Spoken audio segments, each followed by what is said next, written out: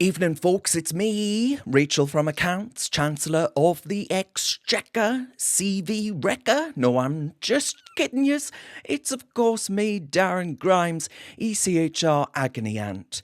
The progressives here at the ECHR told me that it would be more beneficial and I'd get promoted faster if I ticked a few more diversity, equity, and inclusion boxes. So I put on this wig. I said I'm a woman, and hey presto, that pay rise is in the post. Croissants and cash, I'm living the life here in Strasbourg. But my friends, I'm here to serve the United Kingdom's most deserving souls. I couldn't beat 'em, so I said to hell with it. I'm going to join 'em for the croissants and the cash. Let's get into it, shall we?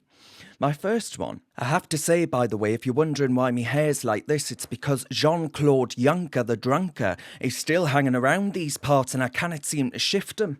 I tell you, the man's a beast, but he does come with a canny glass of wine and you know what I'm like for a bit of vino. But my first one comes in. Dear Darren, I'm an Albanian cannabis farmer.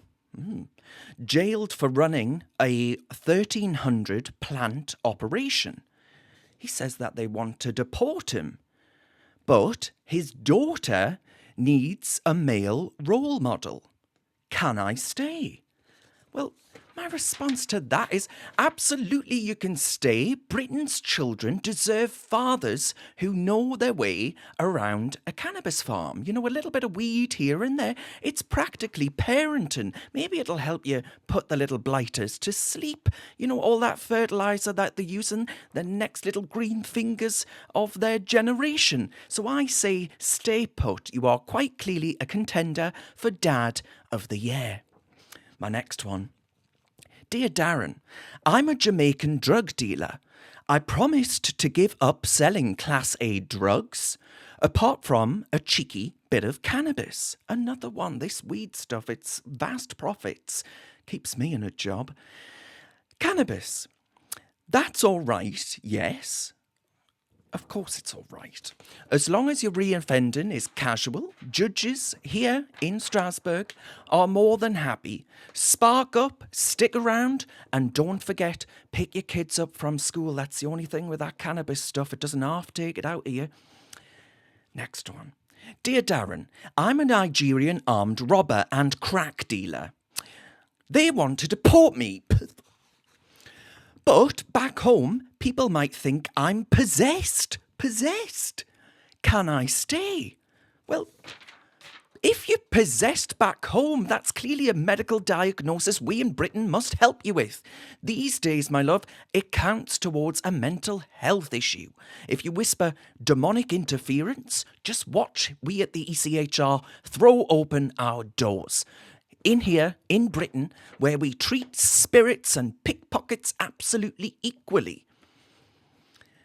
Dear Darren, I'm a Syrian groper with post-traumatic stress disorder. Jail might give me flashbacks. Can I skip the cell? Of course you can. What a horrible life you've been through. We can't have you feeling uncomfortable in prison, can we? Britain's women, on the other hand, they're just going to have to lock their doors a little bit tighter, like I do with Jean-Claude hanging around these parts. Better locks, that's what I say, keeps you safe. Dear Darren, we sent our kids across the English Channel on a dinghy and got left behind in Calais. I know your game. Can we come over and join them?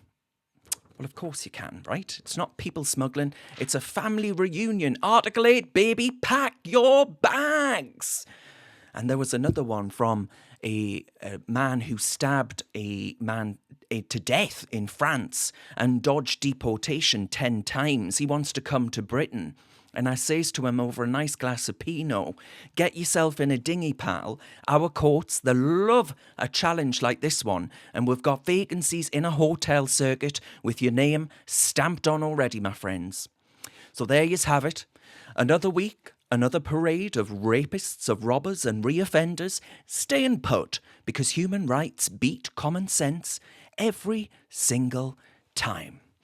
Meanwhile, if you've paid all your taxes all your life, if you're a law-abiding citizen, well, tough luck, buttercup. The British state owes you naffle.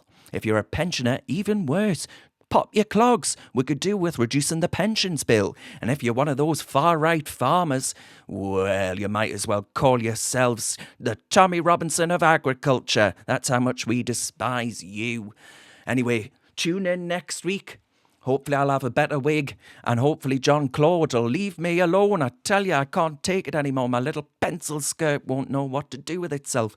See you next week for more ECHR madness.